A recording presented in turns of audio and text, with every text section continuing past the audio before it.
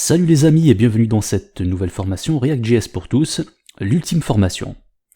Premièrement, je tiens à vous féliciter car vous venez de découvrir la formation React.js la plus simple, la mieux structurée et la plus complète qui existe ici sur Udemy. Je tiens également à préciser que cette formation s'adresse à tout le monde, c'est-à-dire même si vous ne connaissez rien à React, même si vous êtes carrément un débutant même en JavaScript, ne vous inquiétez pas, vous allez pouvoir la suivre sans aucun problème. Très bien, avant d'aller plus loin, j'aimerais d'abord commencer par expliquer qu'est-ce que c'est que React.js. React.js, les amis, est une bibliothèque, c'est-à-dire une librairie JavaScript développée par Facebook en 2013. Celle-ci étant open source, c'est-à-dire libre, elle est maintenue et enrichie par une grande communauté de développeurs partout dans le monde. Très bien, à quoi donc sert React.js? React.js est utilisé pour la création d'interfaces web monopage, ce qu'on appelle Single Web Application. On peut également l'utiliser pour créer des applications mobiles, notamment les applications cross-platform via React Native. En parlant de React Native justement, je tiens à ouvrir ici une petite parenthèse pour vous informer que j'ai également ici sur Udemy une formation complète, c'est la formation la plus complète justement, qui s'adresse même aux débutants, c'est-à-dire les gens qui connaissent les fondamentaux de React.js vont pouvoir la suivre sans aucune difficulté. Je vous invite donc à la consulter à la fin de cette formation, notamment pour ceux et celles d'entre vous qui sont intéressés par la création d'applications mobiles, notamment les applications cross-platform, c'est-à-dire les applications qui fonctionnent sur iOS ainsi que sur Android. Je ferme donc la petite parenthèse pour revenir sur React.js. Il faut savoir une chose les amis, c'est que depuis 2019, React.js a volé la vedette à AngularJS. Et depuis, React ne cesse de creuser l'écart d'une façon assez impressionnante. Je vous présente ici quelques graphiques pour vous montrer justement cette fulgurante ascension de React.js par rapport aux autres frameworks JavaScript. Cela est une bonne nouvelle pour ceux et celles d'entre vous qui souhaitent justement s'orienter vers React.js. Très bien, maintenant qu'on sait ce que c'est que React.js, on va se poser la question suivante. Qui utilise réellement React.js? Est-ce qu'il existe des grandes entreprises qui s'intéressent à React.js au point de l'utiliser sur leur projet? La réponse est oui les amis. Beaucoup de ces, on va dire, grandes entreprises ont déjà sauté le pas pour adopter définitivement React.js. Et ce depuis quelques années maintenant. Parmi ces dernières, nous avons évidemment Facebook, nous avons Instagram, nous avons WhatsApp, nous avons Netflix, nous avons Yahoo, nous avons New York Times, nous avons Uber, nous avons Pinterest, Shopify, Udemy, Airbnb, Discord, Dropbox et j'en passe. Pour plus de renseignements sur ces milliers d'autres entreprises qui s'intéressent à React.js, je vous invite à vous rendre sur Google. Très bien, que vais-je maintenant apprendre dans cette formation React.js? Encore une fois les amis, le but de cette formation c'est de vous aider à apprendre et à maîtriser React.js en partant de zéro. En effet, contrairement à ces formations qui vous promettent de maîtriser React en 1 heure, ou bien celles qui vous promettent de devenir un expert en React en moins de 6 heures ou moins de 10 heures, ici nous n'allons pas survoler les sujets que nous allons aborder avec React. De ce fait, pour une meilleure assimilation, nous allons faire en sorte d'étudier chaque sujet individuellement dans un petit exercice très simple. Cela vous évitera de vous noyer dans un code spaghetti qui n'a pas de lien direct avec le sujet étudié. Ainsi, on divise nos étapes d'apprentissage en 3 parties. Dans la première partie, nous allons faire en sorte de maîtriser React.js sans toucher au hook. C'est-à-dire, nous allons faire en sorte d'apprendre React.js comme nous avons l'habitude de le faire avant l'arrivée de la version 16.8. En effet, contrairement aux formations dont on vous apprend que les hooks, ici l'objectif est de faire de vous un développeur React.js ayant une maîtrise parfaite de cette librairie et capable non seulement d'intervenir sur les anciennes applications déjà codées avec les classes, qui contrairement à ce qu'on pourrait penser, sont encore utilisées dans pas mal de projets. De nos jours, il y a encore pas mal d'applications sur lesquelles on trouve des classes. Maîtriser React avec les classes va non seulement vous permettre de pouvoir intervenir sur les anciens projets, notamment en entreprise, mais également il va vous permettre de pouvoir les mettre à jour si nécessaire, c'est-à-dire le passage vers les hooks. L'autre raison intéressante qui nous pousse justement à savoir ce qu'il y avait avant les hooks, c'est de comprendre cette transition. En effet, on ne peut pas prétendre être un développeur React.js sans être capable d'intervenir aisément sur les anciens projets, notamment en entreprise.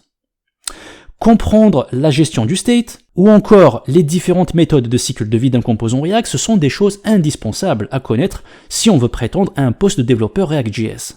Et c'est la raison pour laquelle j'ai décidé de consacrer cette première partie à l'apprentissage de React sans toucher aux hooks. Une fois que nous avons terminé avec notre apprentissage de React sans les hooks, ce qui fait que vous allez être en mesure maintenant de pouvoir passer n'importe quel entretien technique dans lequel on pourrait éventuellement vous questionner sur les classes. À ce moment-là, vous avez donc acquis toutes les connaissances nécessaires qui vont vous permettre de passer à la deuxième étape qui consiste à maîtriser également les hooks. C'est ce que nous allons donc voir dans la deuxième partie. Pour rappel les amis, les hooks nouveaux de React sont apparus dans la version 16.8, donc ça va être à partir de cette version-là que nous allons pouvoir enfin trouver des alternatives à ce que nous avons l'habitude de faire avec les classes.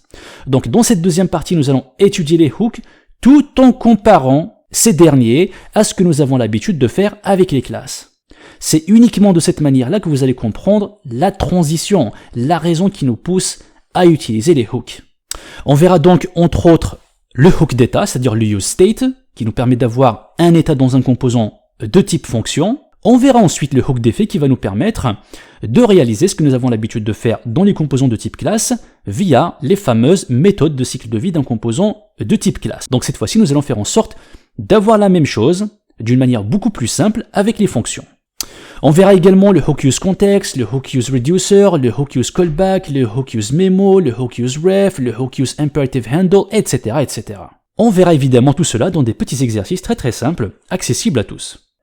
Une fois les deux parties terminées, maintenant vous savez coder avec les classes ainsi qu'avec les fonctions, c'est-à-dire avec les hooks, il est temps de passer à la pratique. Et c'est ce que nous allons voir dans la troisième partie. En effet, dans cette troisième partie, nous allons faire en sorte de mettre en pratique nos connaissances dans un vrai projet React. C'est-à-dire nous allons coder ensemble une application de A à Z que nous allons déployer sur Firebase. Et nous allons donc coder ensemble cette application étape par étape, et nous allons faire en sorte justement d'en faire un autre moyen d'apprentissage, c'est-à-dire nous allons faire en sorte de revenir régulièrement sur les concepts que nous avons étudiés dans les deux premières parties. On ne va pas uniquement utiliser les hooks, mais de temps en temps, nous allons utiliser également des composants de type classe, afin de réviser, entre autres, comment gérer le state dans un composant de type classe, comment gérer les différents cycles de vie d'un composant, etc., etc. Ça va nous permettre de nous replonger régulièrement dans les composants de type fonction, ainsi que dans les composants de type classe. Cela va vous donner encore plus de maîtrise. Pour plus de renseignements sur cette application et voir à quoi elle va ressembler, donc je vous invite à vous rendre au niveau de la troisième partie de cette formation. Vous allez trouver coder une application React de A à Z. Le troisième point, toujours concernant cette application que nous allons coder ensemble, nous allons faire en sorte d'aller un peu plus loin, c'est-à-dire nous allons faire en sorte de découvrir d'autres choses que ce que nous avons déjà étudié par rapport à React. Nous allons faire en sorte d'installer des packages, nous allons voir comment travailler avec une API, notamment l'API Marvel Quiz. Nous allons faire en sorte également de travailler avec Firebase, nous allons voir l'authentification, les bases de données, nous allons faire en sorte de déployer notre application également sur Firebase, etc., etc. Une fois que vous avez terminé cette troisième partie les amis, et que vous avez codé avec moi votre application, je peux vous garantir que vous allez vous sentir capable d'intervenir sur n'importe quel projet React. Sauf que on va pas s'arrêter là, nous allons aller encore plus loin. Et c'est pour cela que je vous offre dans cette formation toute une autre formation qui se vend actuellement sur Udemy, c'est ma formation sur Redux. Je vous l'offre entièrement, elle est déjà intégrée dans cette formation. Là aussi les amis, si vous souhaitez avoir plus de renseignements sur cette formation, je vous invite à aller la consulter ici sur Udemy. Et je vous invite à lire les commentaires des gens qui l'ont suivi. Vous n'aurez rien à payer, elle est déjà intégrée. Redux est facultatif, vous pouvez coder vos applications React sans passer par Redux. Néanmoins, si vous travaillez sur de grandes applications, ou bien si vous intervenez en entreprise, il y a de fortes chances que vous serez amené à travailler avec Redux. Cependant, contrairement à toute l'image qu'on donne de Redux comme étant quelque chose de compliqué, rassurez-vous, c'est quelque chose de très simple. J'ai même réussi à expliquer tout le concept derrière Redux, on va dire les concepts de base, dans une seule vidéo que vous pouvez consulter dans cette même formation au niveau de cette partie consacrée à Redux. Rendez-vous sur cette vidéo-là, regardez-la du début à la fin, vous allez voir, c'est vraiment quelque chose de très simple. Là aussi, dans cette section relative à Redux, afin de vous aider encore plus dans votre apprentissage, j'ai décidé de créer un support de cours en PDF que vous allez pouvoir télécharger. Donc n'hésitez pas les amis, téléchargez-le, consultez-le avant de vous lancer dans cette formation. Nous allons là aussi coder ensemble une petite application de A à Z. C'est une application React.js dans laquelle nous allons utiliser Redux pour gérer justement notre state. Voilà les amis, donc si vous hésitez encore à vous lancer, je vous invite simplement à comparer les différentes formations React que vous avez ici sur Udemy. La formation que je vous propose ici, c'est une formation qui dépasse 35 heures de cours. Ce qui fait que nous allons avoir beaucoup de contenu, on va pas survoler les sujets, nous allons faire énormément d'exercices, énormément de tests, énormément d'explications, parfois même des réexplications. des comparaisons entre les hooks et les classes, comprendre pourquoi nous avons utilisé telle méthode et non pas l'autre, coder des applications de A à Z sans rien zapper, expliquer tout le code dans les détails et bien plus encore. Donc réfléchissez bien les amis avant de choisir votre formation. Regardez attentivement le contenu de la formation que vous allez choisir. Rassurez-vous les amis, il ne faut pas grand-chose pour pouvoir profiter pleinement de cette formation. Car, encore une fois, nous allons commencer vraiment par les bases.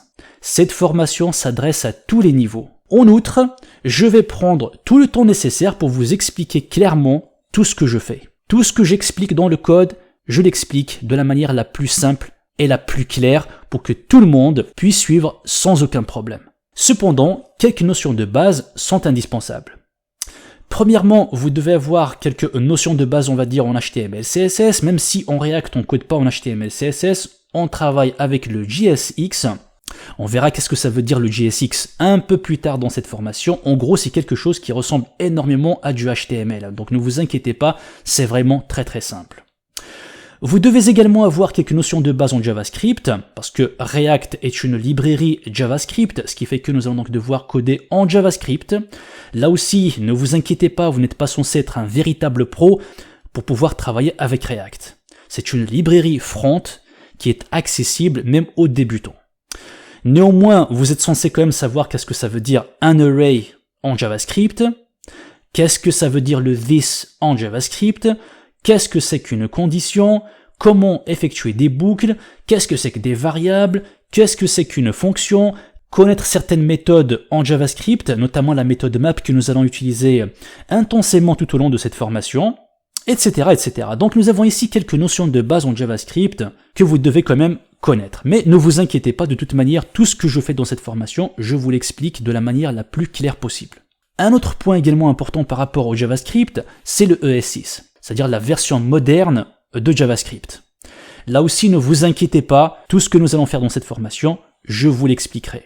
Très bien, donc on termine cette vidéo par les outils indispensables. Qu'est-ce qu'il faut pour pouvoir suivre cette formation? Premièrement, il vous faut une connexion Internet, un navigateur web à jour, dans mon cas ça va être Google Chrome, que je vous recommande vivement, notamment par rapport à sa console que nous allons utiliser intensément tout au long de cette formation. Vous aurez également besoin d'un éditeur de code, donc dans mon cas ça va être Visual Studio Code, que vous pouvez télécharger gratuitement, mais vous êtes libre d'utiliser l'éditeur de votre choix. Néanmoins, je vous conseille quand même Visual Studio Code, parce que nous allons utiliser quand même quelques extensions assez intéressantes, donc c'est dommage de passer à côté.